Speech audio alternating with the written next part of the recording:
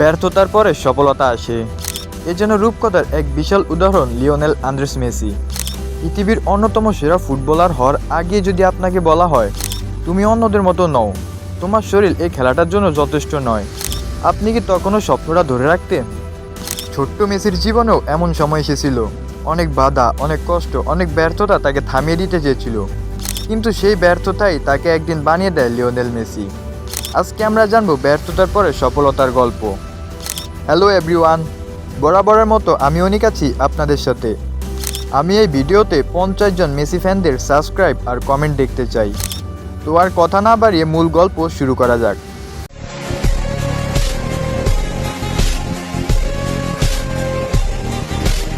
Messi ছোটবেলা থেকেই football খেলতে ভালোবাসতেন।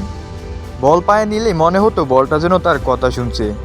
কিন্তু একটা সমস্যা ছিল, তার শারীরিক বৃদ্ধি ঠিকভাবে হচ্ছিল না। তার পরিবারের পক্ষে চিকিৎসার খরচ চালানোটাও সহজ ছিল না।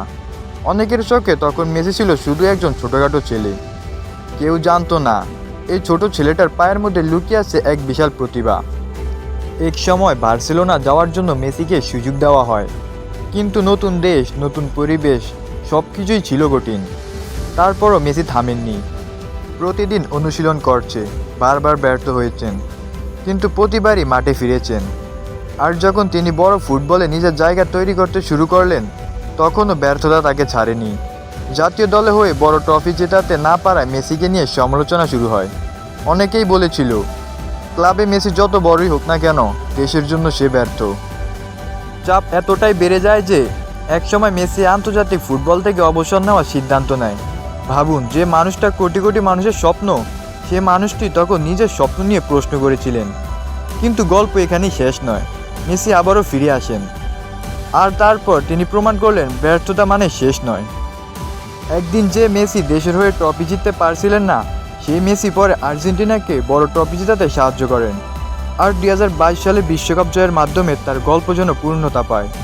যে ছেলেটাকে একসময় দুর্বল বাবা হতো, যে মানুষটাকে ব্যর্থ বলা হয়েছিল, সে মানুষটাই শেষ পর্যন্ত ফুটবল ইতিহাসে সবচেয়ে বড় আলোচিত নাম।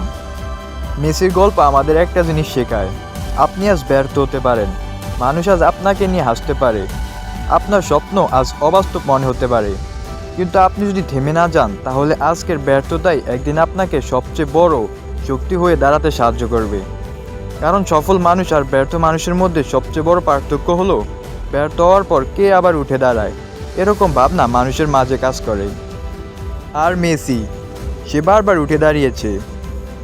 তাই হয়তো মেসির সবচেয়ে বড় জাদু তার পায়ের ড্রিবলিংয়ে নয়, তার সবচেয়ে বড় জাদু হলো সে কখনো নিজের স্বপ্নকে পুরোপুরি হারিয়ে যেতে দেয়নি।